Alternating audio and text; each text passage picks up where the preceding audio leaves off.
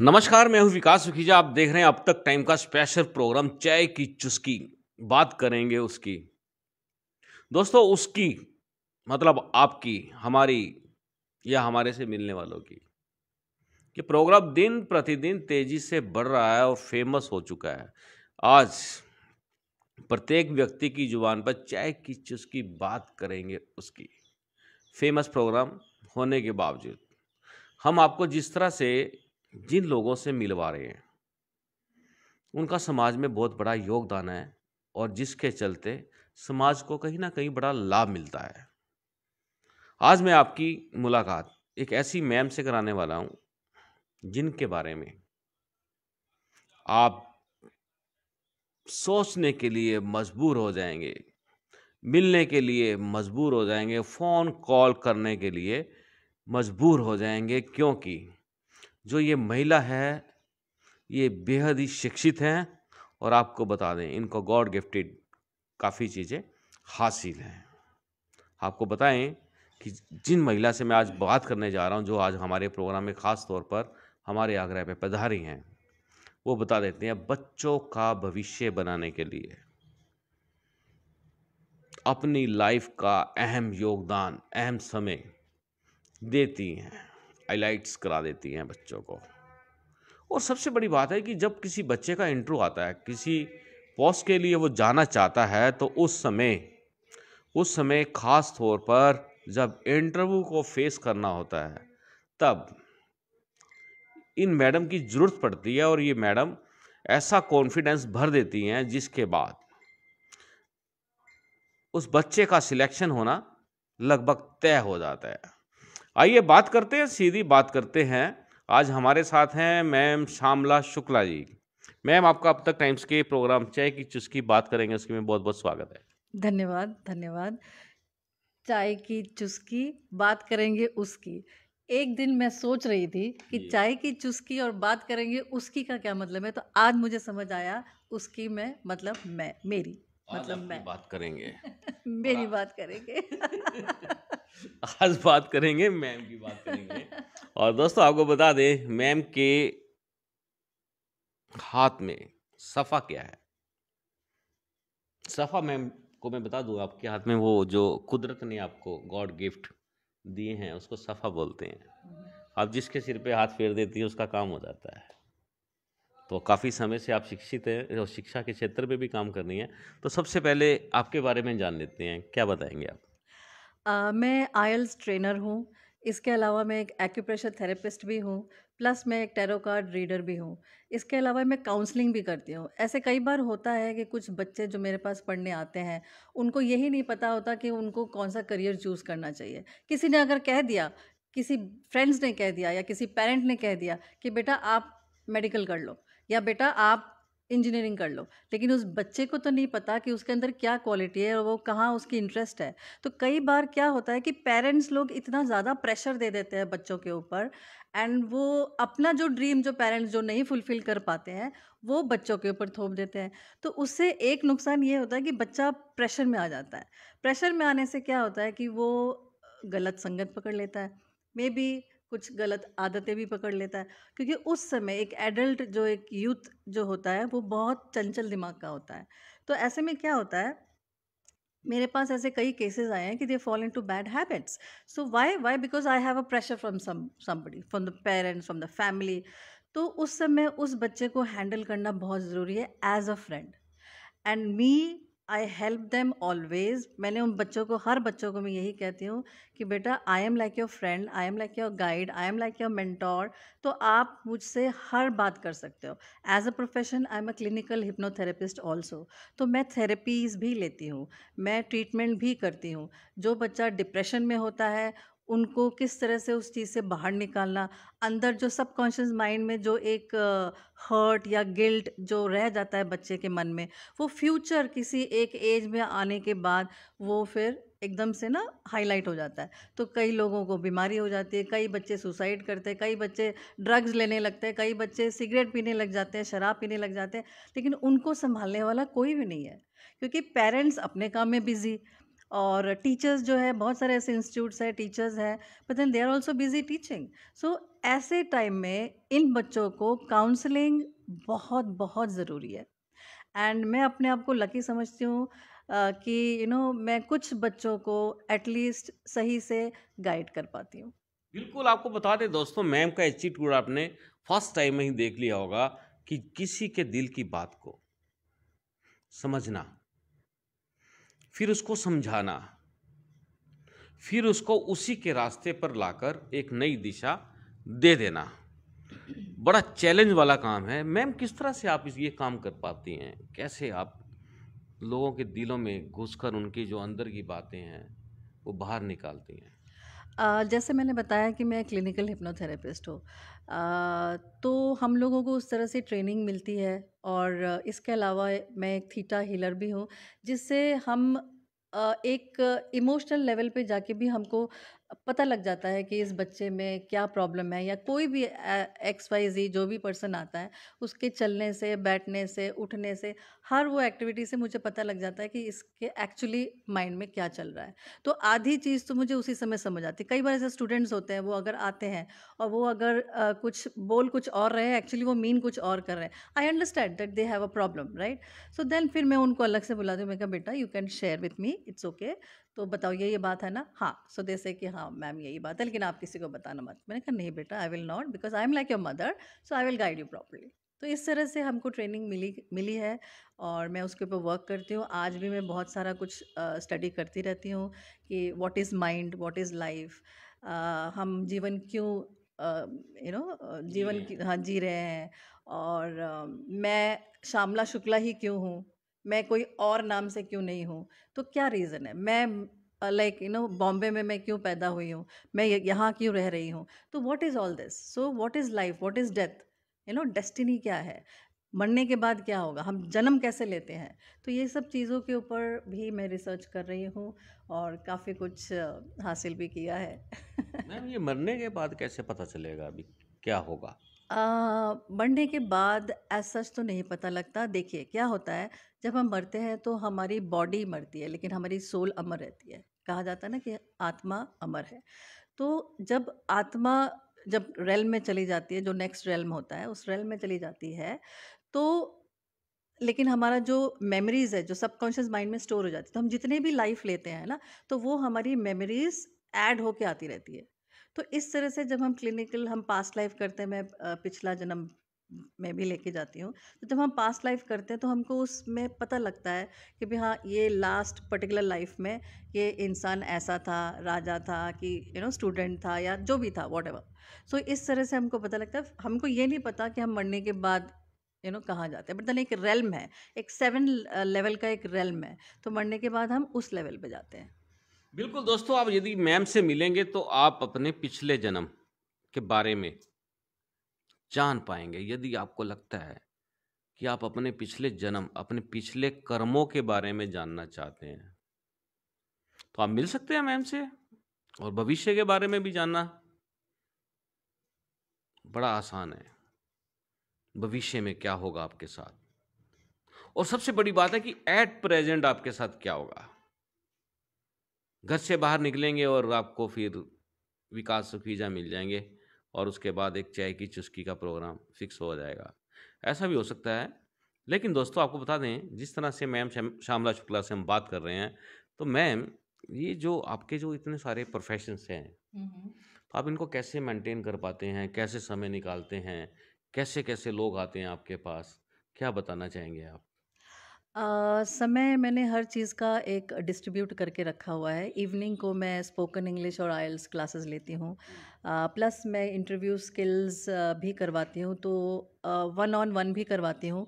क्योंकि यूजुअली क्या होता है कि जो स्पोकन इंग्लिश या आइल्स ट्रेनिंग में वन ऑन वन अटेंशन देना ज़रूरी होता है। इट इज़ नॉट लाइक आप 15-15, 20-20 बच्चों को अगर आप ट्रेन कर रहे हो, अगर आप उनको प्रॉपर अटेंशन नहीं दे पाते हो, कई बार हम लोगों को हर चीज़ को करेक्शन करना होता है, हर चीज़ को सुनना होता है, एक्सेंट हो गया, आपका प्रोनंसिएशन हो गया, इंटोनेशन, मॉड्यूलेशन।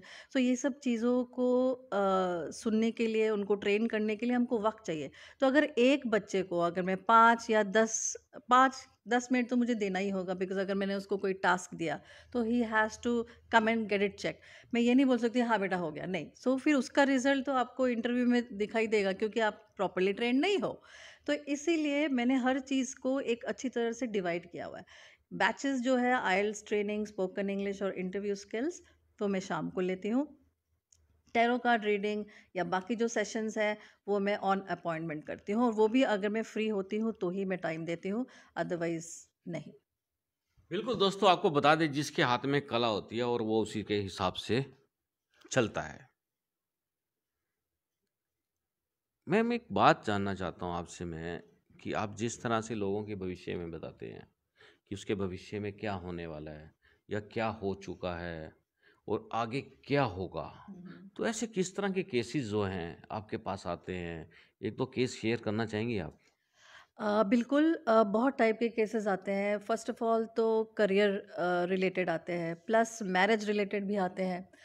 अब एक दो किस्सा मैं बताऊंगी आपको। कई बार ऐसा भी हुआ है कि मैरिज उन्होंने फिक्स कर दी। अब वो रिश्ता चेक करने आए हैं कि भी ये रिश्ता ठीक है या नहीं है। अब जब मैं अगर उनको कई बार ये भी बताती हूँ कि ये रिश्ता शायद ठीक नहीं है, लेकिन वो पेरेंट्स इतने ज़्यादा डेस्परेट होते हैं अपने बच्चों को शादी करके भेजने को, कि वो कहते हैं, वो सुन के भी अनसुना कर देते हैं। So what I mean to say is कि समटाइम्स, जब देखो, फर्स्ट ऑफ ऑल, हम I am not a god. कोई भी भगवान नहीं है, कोई भी ना पिछला बता सकता है, ना प्रेजेंट बता सकता है, ना फ्यूचर बता सकता है। बट कुछ एक इंट्यूशन है जिसको एक इंट्यूटिव रीडिंग कहते हैं। तो उससे हमको कई बार कई चीज़ें पता लग जाती है। तो से फॉर एग्जांपल, अगर कोई पेरेंट आता है और कहता है कि भी ये हमने रिश्ता देखा हुआ है, तो ये ठीक है या नहीं है, तो मैं कई बार, अगर उनको जो भी मुझे इंट्यूटिवली पता लगता है, if I just guide them, they are so desperate to get the child married. क्यों? क्योंकि वो खुद अपने बच्चे से बहुत ज़्यादा परेशान है। ये बात मैं ज़रूर कहना चाहूँगी, यहाँ पे एक अपॉर्चुनिटी मुझे मिली है। देखिए, पेरेंट्स क्या करते हैं, अगर बेटा है, अगर वो तंग करता है, ठीक है, तो वो क्या करते हैं कि चलो बेटे की शादी करवा दो, वो अब वाइफ झेलेगी। अगर बेटी भी तंग करती है तो वो कहते हैं बेटी को कहीं और शादी करवा दो, वो झेलेगा। So this is a wrong thing. तो समटाइम्स मुझे लगता है कि इन सब चीज़ों के ऊपर हमको कुछ लाइक एक स्टेप लेना चाहिए। तो मैं काउंसलिंग भी करती हूँ। कई बार ऐसा भी हुआ है कि आफ्टर मैरिज भी लोग आते हैं चेक करवाने के लिए कि मेरी वाइफ से नहीं बन रही है और मेरे हस्बैंड से नहीं बन रही है, तो आप बताइए कि हमारा डिवोर्स होगा या हमारा मैरिज सस्टेन होगा या नहीं होगा। तो फिर अब आप ये देखिए कि उस समय फिर मैं उनको काउंसल करती हूँ कि सी, वंस यू आर मैरिड, आपको इस बारे में सोचना ही नहीं चाहिए कि भी हमारा डिवोर्स भी होगा, मेरी उसके साथ नहीं बन रही है। नहीं, you have to have patience, क्योंकि फॉर एनी रिलेशनशिप पेशेंस तो चाहिए ही होता है, और कॉम्प्रोमाइज़ तो करना ही पड़ता है, because without love and affection कोई भी रिलेशन नहीं चल सकता, whether it is husband wife, whether it is parents children, whatever. Ma'am इसी पे आपकी बात से मुझे एक जोक क्या आ गया दोस्तों, जोक सुनाता हूँ आपको एक, इस प्रोग्राम में। मैम आप भी ध्यान से सुनना। दोस्तों, ऐसे ही 4-5 लोग बैठे होते हैं और आपस में बात करते हैं कि दुनिया का सबसे महान और ताकतवर इंसान कौन सा है। तो मैम ये क्वेश्चन है ये, कि दुनिया का सबसे महान ताकतवर आदमी कौन सा है। तो वो रिसर्च चल रही होती है, आपस में डिस्कशन चलता होता है, तो बात चलती है, तो एक बुजुर्ग फादर बोलता है, वो कहता है कि मेरा जो दामाद है ना, वो दुनिया का सबसे शक्तिशाली, अच्छा। महान और उससे ताकतवर आदमी कोई है ही नहीं। अब विवाद हो जाता है। वो कहते हैं ऐसी क्या बात है? कहता है वो जो मेरा दामाद है वो एक ऐसा आदमी है जिसने मेरे घर के तूफान को अपने सिर पर ओढ़ रखा है।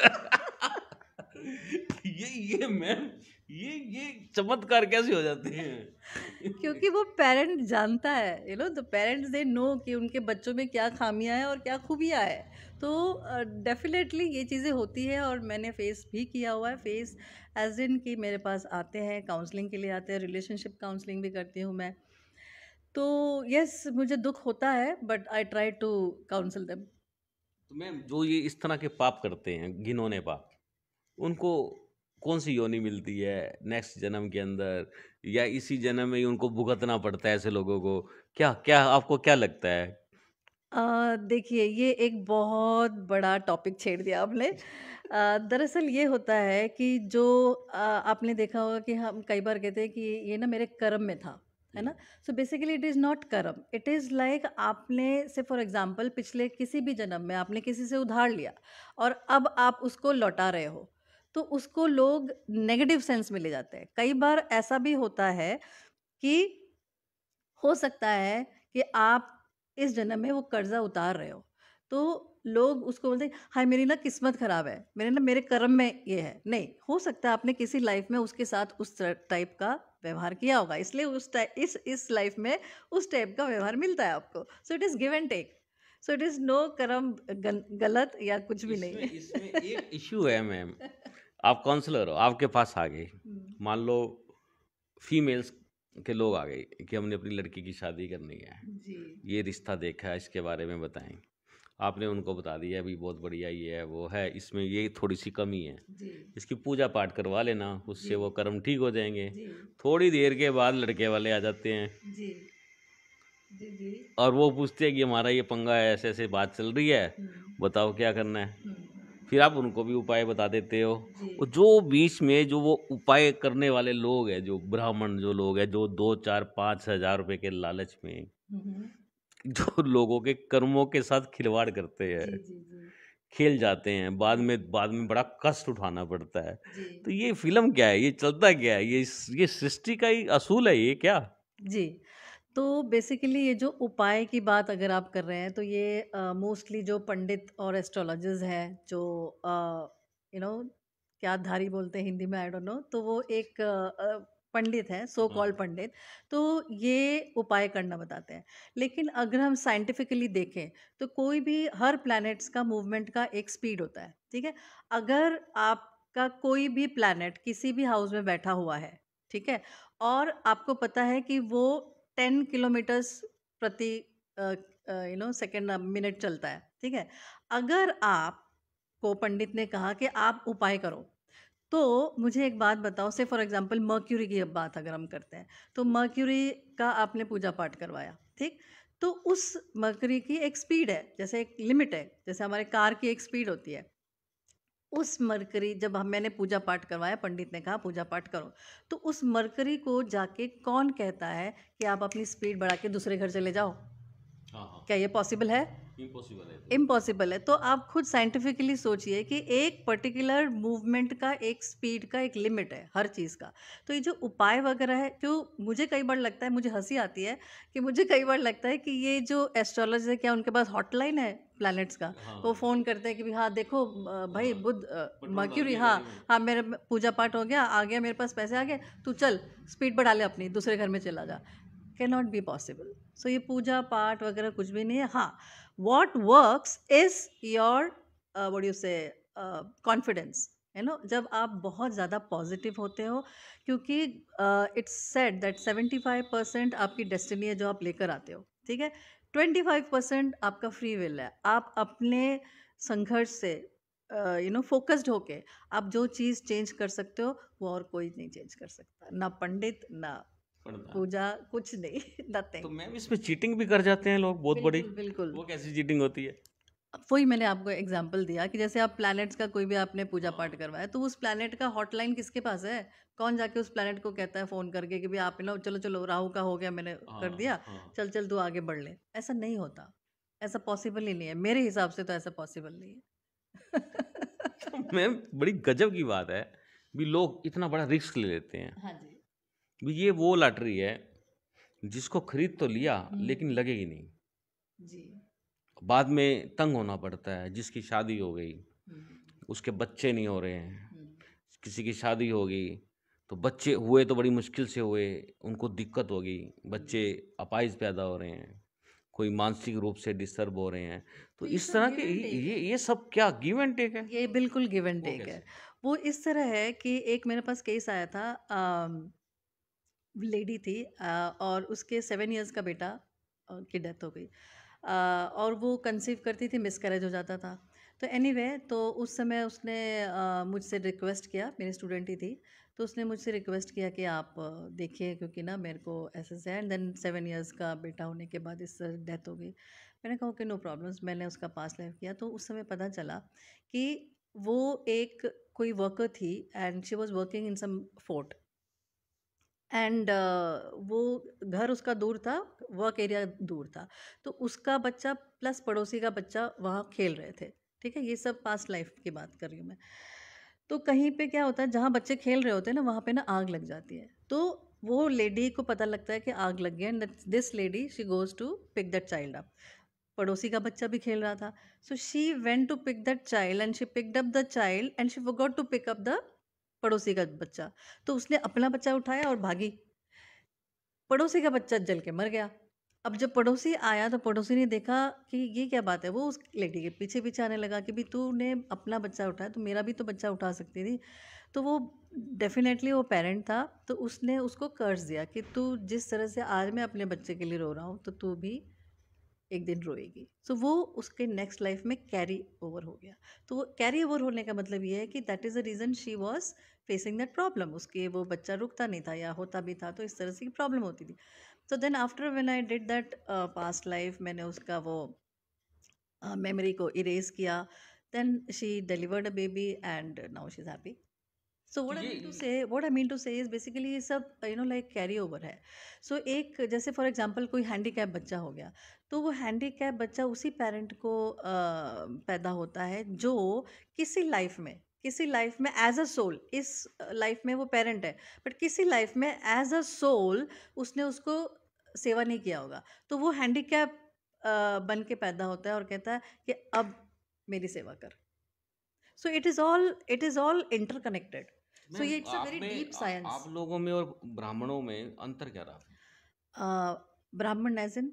जैसे वो जन्मपत्री देखकर मिलान कर देते हैं, लड़की के गुण इतने, लड़के के इतने, और बीच में दोष आ गया, मांगलिक दोष आ गया, उसकी पूजा कर दो और दोनों की शादी कर दो, उसके बाद फिर समस्याएं स्टार्ट हो जाएंगी, फिर बच्चे नहीं होते, अगर होते हैं मिसकैरेज हो जाते हैं। तो ये चीज़ें तो सेम ये हुई। सब चल रही है बिकॉज ये बहुत ही ओल्ड ट्रेडिशनल वे से हम चीज़ों को मिलाते हैं। आज के डेट में भी मेरे खुद के घर में भी होता है कि भी कुंडली मिलाना है, but then since I have understood scientifically उसका क्या रीज़न है, कोई मतलब आई डोंट थिंक कि ये कोई लाइक वैलिड भी है, बट देन वो एक एज ओल्ड ट्रेडिशन है, वो चलता ही रहता है, चलता ही रहेगा अनटिल अवेयरनेस ना आए लोगों में। तो मैं ये कहना चाहूँगी कि एक आपका फ्री विल होना चाहिए। You have to work for your self. It's like जो मैंने उधार लिया वो मुझे चुकता करना ही पड़ेगा। You understand? So it is like that. जी दोस्तों, जिसका लिया उसका देना पड़ेगा, आज नहीं तो कल। ये बात काफ़ी लोगों को समझ में आनी चाहिए। जिसके साथ फ्रॉड किया है, धोखा दिया है, उससे आपको धोखा और फ्रॉड दोनों मिलेंगे।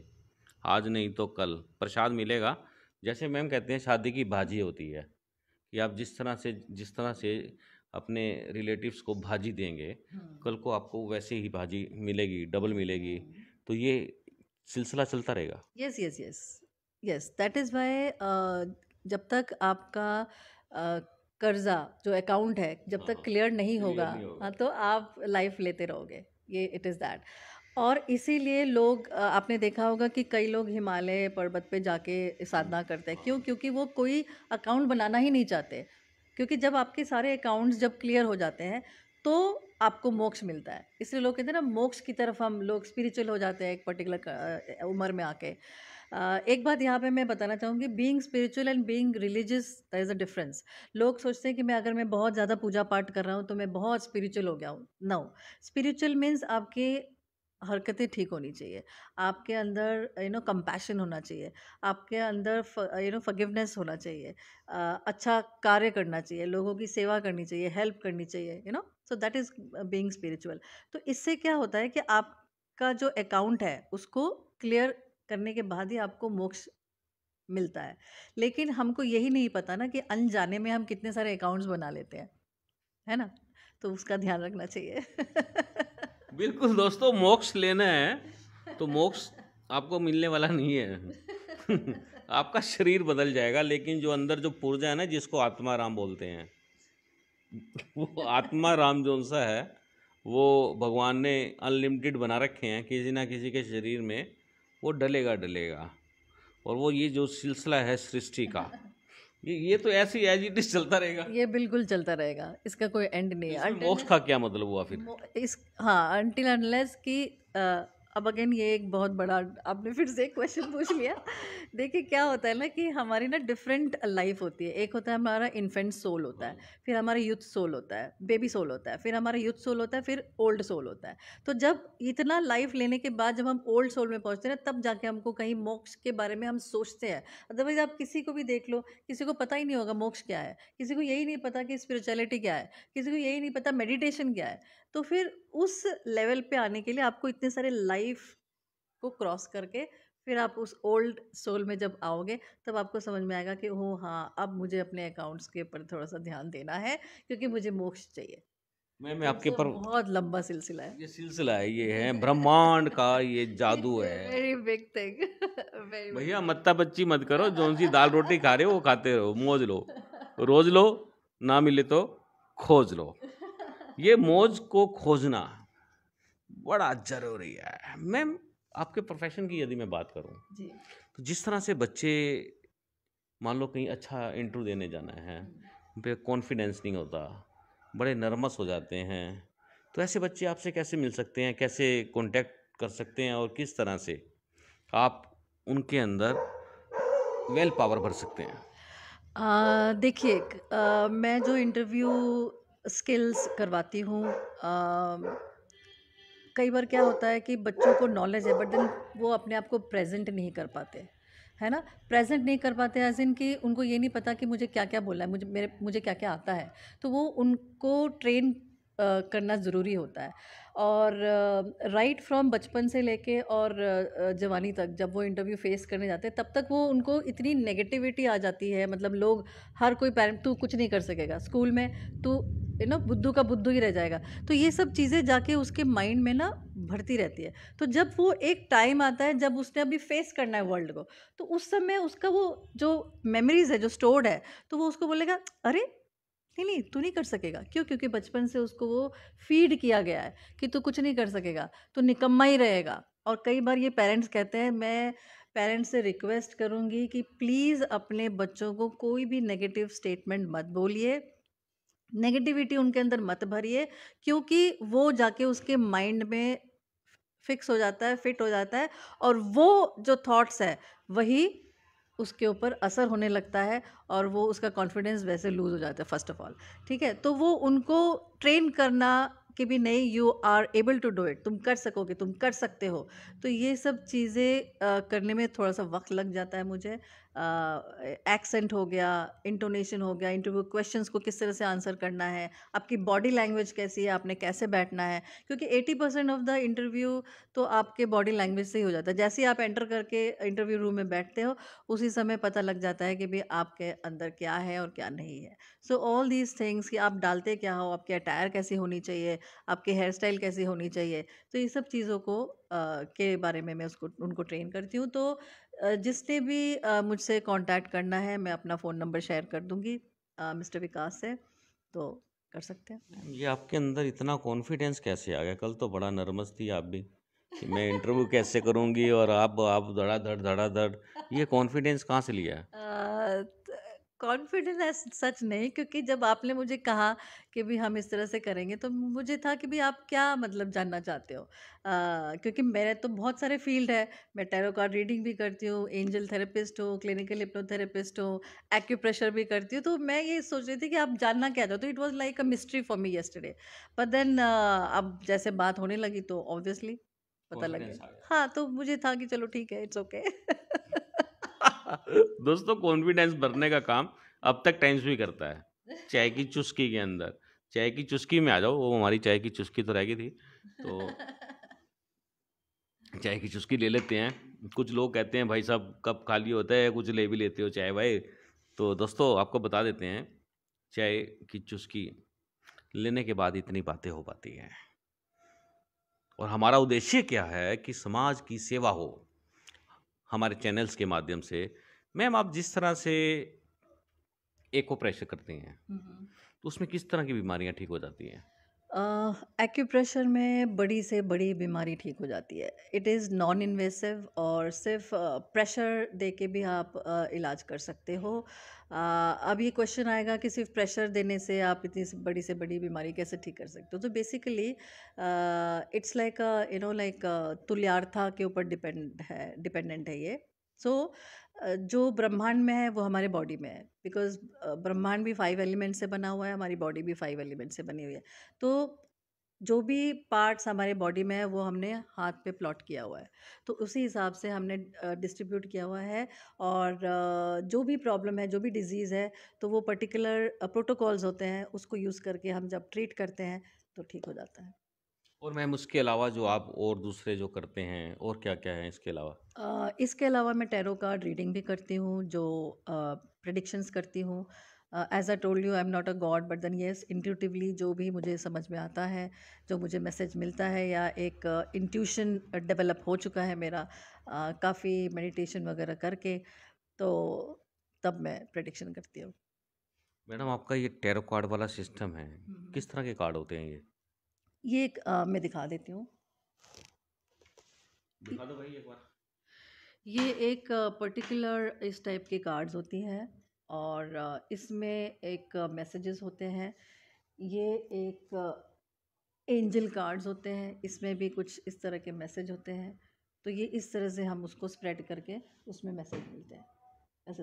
अच्छा, अगर हम ये आज एक कार्ड उठाएं, हम्म। उससे क्या पता चल सकता है?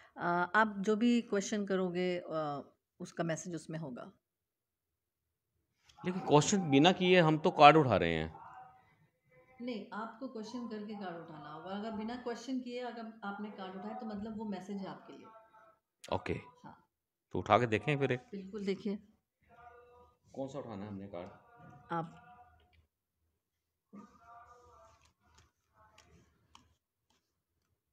दोस्तों, आप देख सकते हैं, ये आपका भविष्य सेटल कर देगा। क्वेश्चन पूछें या बिना क्वेश्चन के पूछ लें? आपकी मर्जी है, मैं आपको बता दूंगी।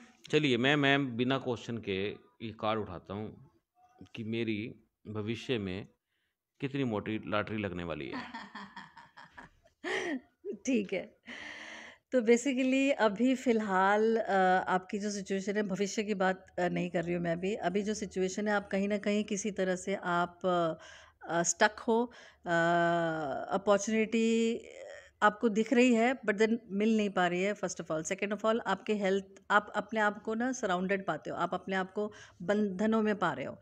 तो इसलिए आप कई चीज़ें करना चाहते हो, कर नहीं पा रहे हो, ठीक है। सेकंड, आपकी हेल्थ भी थोड़ा सा ठीक नहीं है, तो आप हेल्थ की वजह से भी बंध गए हो। तो आप कई चीज़ें जो आप हासिल करना चाहते हो नहीं कर पा रहे हो। मतलब जिनका चिल्ला चढ़ना है वो अभी चढ़ेगा नहीं। जी।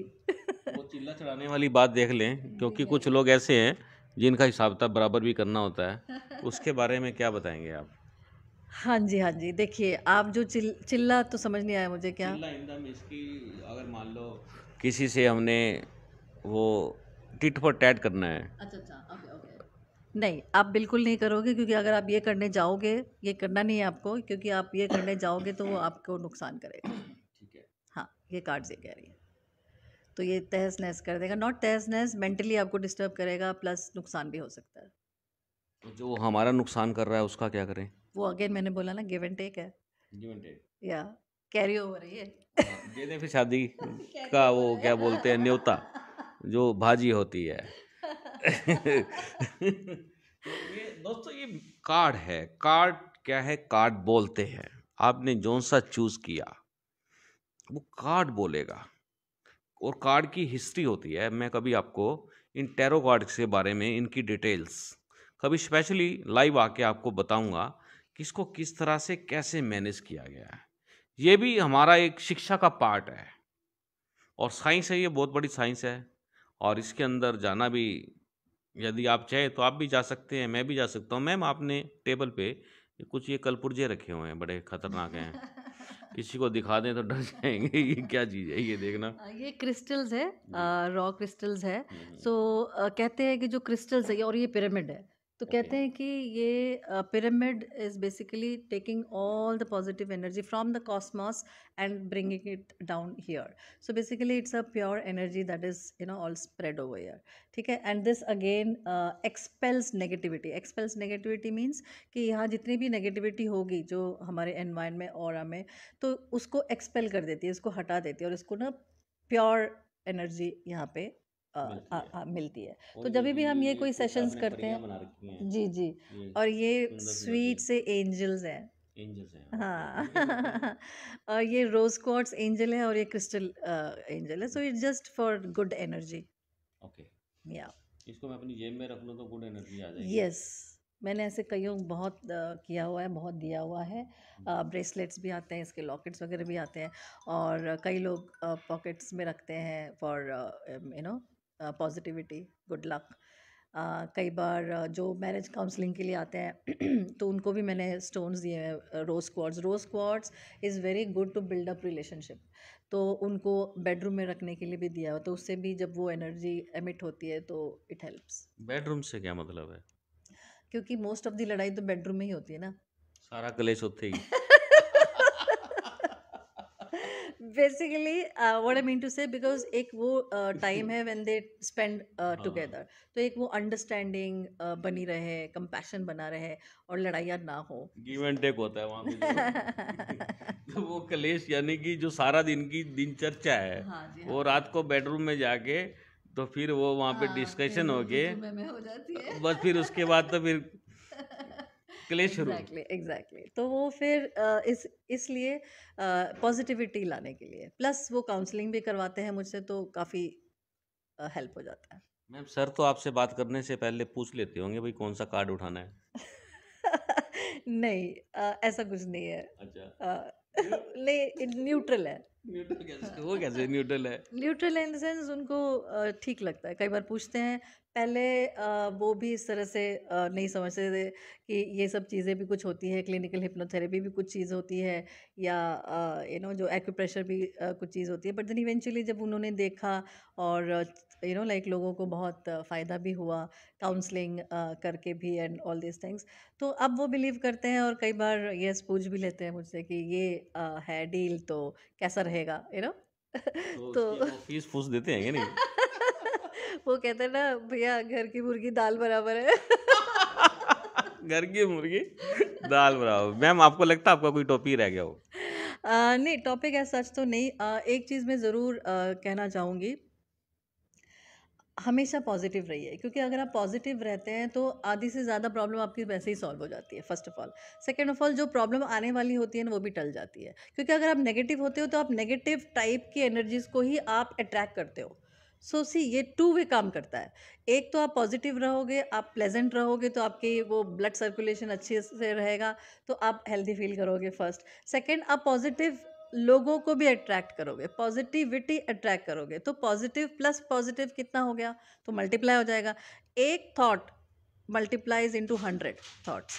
तो अगर एक थॉट पॉजिटिव है तो इनटू 100 मतलब कितना हो गया, आप सोचिए, 100 थॉट्स हो जाएंगे। सो दैट इज़ डेफिनेटली, लोग डॉक्टर्स के पास जाके इलाज करवाते हैं, इतने पैसे खर्च करते हैं, तो उसका क्या फ़ायदा जब आपके पास खुद, आपके पास वो एनर्जी है, आपके पास वो दवाई है, आप वो क्यों नहीं यूज़ करते?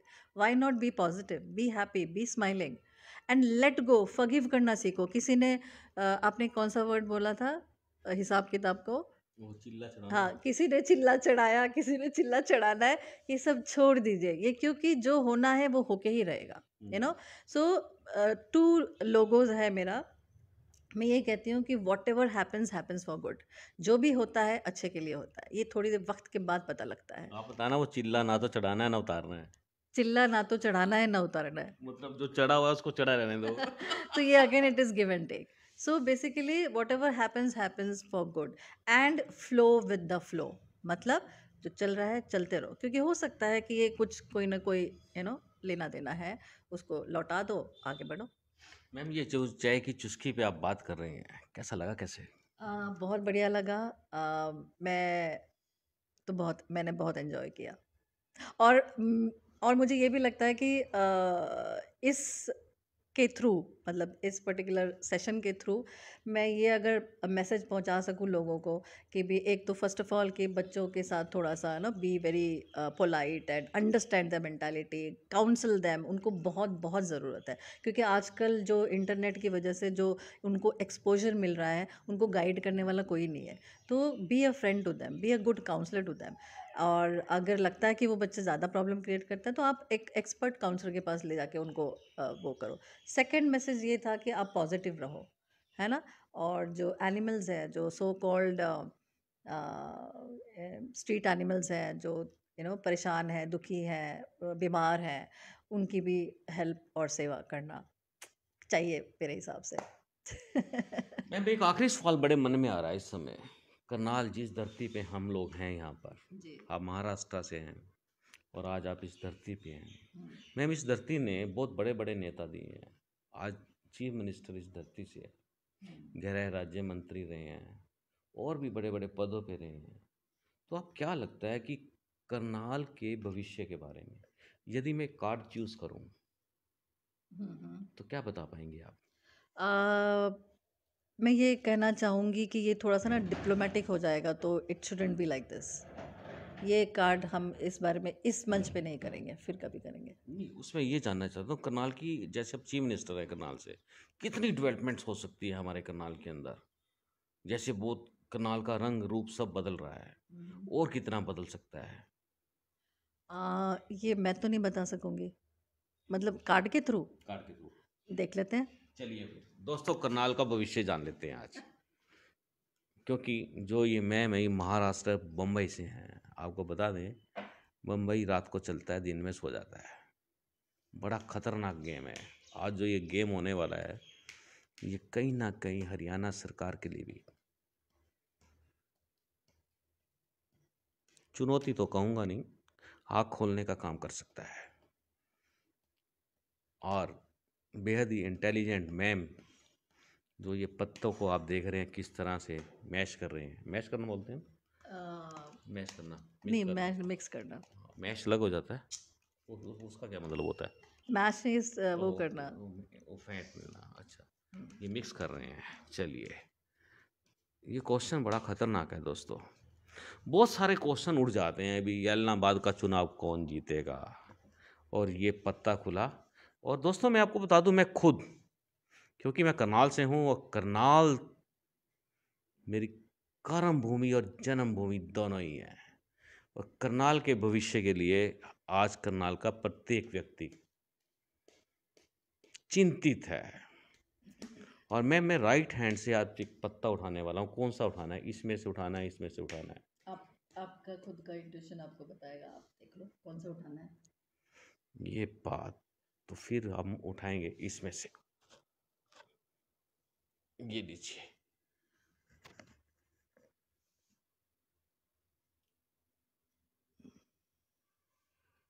तो आपका क्वेश्चन था कि हमारे करनाल में फ्यूचर में क्या क्या प्रगति हो सकती है, लाइक हाँ व्हाट। जी जी जी जी। वेल, मुझे पॉजिटिव दिख रहा है क्योंकि अभी उड़ान शुरू होगी जी। और काफ़ी डेवलपमेंट होगा। जो कंस्ट्रक्शन वर्क की तरफ ज़्यादा डेवलपमेंट होगा। अ, और यस, अभी ये डेवलप होगा। चलेगा। हाँ जी, हाँ जी। तो लोगों को चिंता करने की, नहीं, ज़रूरत नहीं है। दोस्तों आपको चिंता करने की जरूरत नहीं है, क्योंकि हरियाणा के मुख्यमंत्री मनोहर लाल खट्टर आपके करनाल की रूपरेखा जिस तरह से बदल रहे हैं उसको और तेजी से बदलने वाले हैं। ये बोलता है टैरो कार्ड। टैरो कार्ड था, कौन सा मैम कार्ड था? ये एंजल कार्ड्स है। एंजल कार्ड था। एंजल कार्ड ने ये बताया है। टैरो कार्ड में अगर पूछें, मैम टैरो कार्ड में पूछ सकते हैं, टैरो कार्ड में भी पूछ लेते हैं। एक कार्ड मैं ले लेता हूँ, उस पे क्या आता है, ये लीजिए। अ, चिंता देखिए। रहने वाली। हाँ, देखिए, ये कार्ड ये कहती है कि डेवलपमेंट होगा, लेकिन उसके ऊपर वर्क करना बहुत बहुत जरूरी ज़रूरी है, है, जरूरी क्योंकि है, सच्चे लोगों जैसे की कहते जरूरत हैं, है। हाँ, जैसे कहते हैं ना, अगर हमको एक दीवार खड़ी करनी है तो वो एक ईंट, दूसरा ईंट, फिर तीसरा ईंट, तो उस हिसाब से वो प्लानिंग करने की बहुत ज़रूरत है। और डेफिनेटली डेवलपमेंट होगा, डेवलपमेंट की तरफ ही सरकार काम कर रही है। बिल्कुल। हाँ। लेकिन सरकार के पास वो लोग नहीं है जो चाहिए। जो ये कार्ड बोल रहा है?